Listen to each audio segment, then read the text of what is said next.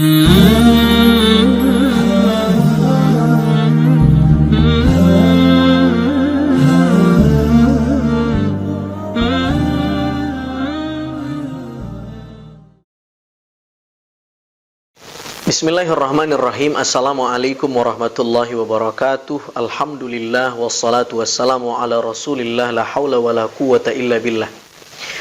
Yang kami hormati Dewan Kemakmuran Masjid Raya Pondok Indah yang dimuliakan Allah beserta jamaah setia Masjid Raya Pondok Indah yang dimuliakan Allah, kami diminta untuk memberi kuliah online. Sekali lagi terima kasih. Betapapun hari-hari kita kemudian harus menjalani isolasi dan karantina diri masing-masing karena pandemi corona ini, tapi salah satu hal yang tidak boleh kita lupakan agar tetap bisa produktif, salah satunya adalah tetap produktif menuntut ilmu, baik itu e-learning atau taklim online dan lain sebagainya. Karena itu, tema yang akan kami sampaikan adalah bagaimana apresiasi Islam terhadap ilmu. Saudara yang dimuliakan Allah Subhanahu wa taala, untuk beberapa menit ke depan kita akan sampaikan ini. Saya mengutip beberapa ayat tentang bukti betapa Islam memberi apresiasi terhadap ilmu. Yang pertama, surah Ali Imran ayat 18. Bismillahirrahmanirrahim. Syahidallah annahu la ilaha illa huwa wal malaikatu wa ulul ilmi qa'iman bil qist. Allah Subhanahu wa taala berfirman, Allah bersaksi bahwa tidak ada Tuhan selain dirinya, begitu pula persaksian malaikat dan orang-orang yang berilmu. Ketika menafsirkan ayat ini, Imam Jalaluddin As-Suyuti mengatakan ayat ini menjadi bukti bahwa satu-satunya manusia yang derajatnya sama dengan para malaikat adalah manusia yang berilmu. Karena Allah mempadankan atau mensejajarkan orang-orang berilmu dan para malaikat pada satu ayat. Syahidallah annahu la ilaha illa huwa wal malaikatu wa ulul ilmi. Al-malaikah wa ulul ilmi. Saudara yang dimuliakan Allah, itu yang pertama. Jadi luar biasa keutamaan kita yang menuntut ilmu ini, yang tetap istiqomah dan konsisten, kedudukan kita seperti melayaknya malaikat. Yang kedua, surah Al-Baqarah ayat 30. Pada ayat 30 Allah berfirman bercerita tentang bagaimana proses mandataris pengangkatan khalifah Nabi Adam. Wa idz qala rabbuka lil malaikati inni ja'ilun fil ardi khalifah.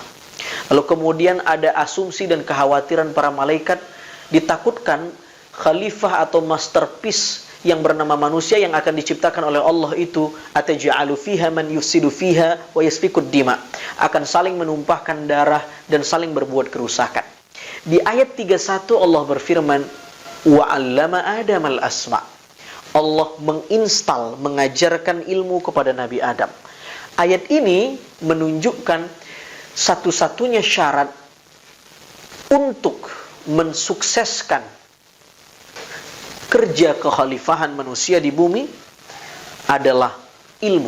Dan hanya dengan ilmu yang bisa menghindarkan manusia dari berbuat kerusakan dan menumpahkan darah. Saudara yang dimuliakan Allah Subhanahu wa taala, lalu di ayat 34 Allah Subhanahu wa taala berfirman, "Wa idz qulna lil malaikati isjudu li Adam." Para malaikat disuruh untuk bersujud kepada Adam. Dan kalau kita bertanya, kenapa para malaikat sampai disuruh bersujud kepada Adam? Jawabannya lagi-lagi, hanya karena Allah telah ajarkan ilmu kepada Nabi Adam. Ini luar biasa, ilmu, apresiasi Islam terhadap ilmu. Yang ketiga adalah surah Toha ayat 114.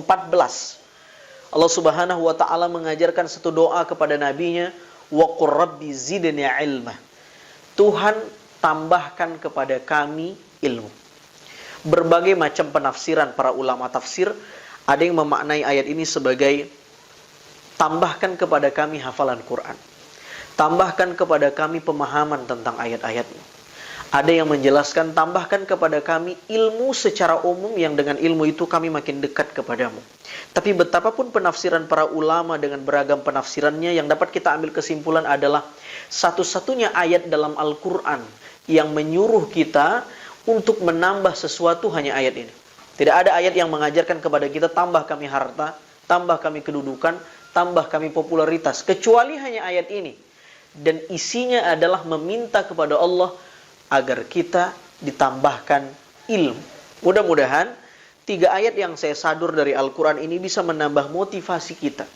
Di tengah-tengah pandemi corona ini, betapapun sulitnya untuk bisa tetap konsisten menuntut ilmu, tapi mudah-mudahan kita termasuk orang-orang yang istiqomah dalam hal tersebut.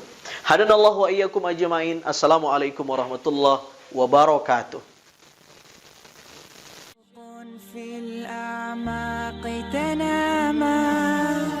ولتلك الأيام تسامى رمضان إليك قد اشتقنا تملأنا حبا وسلاما تملأنا حبا وسلاما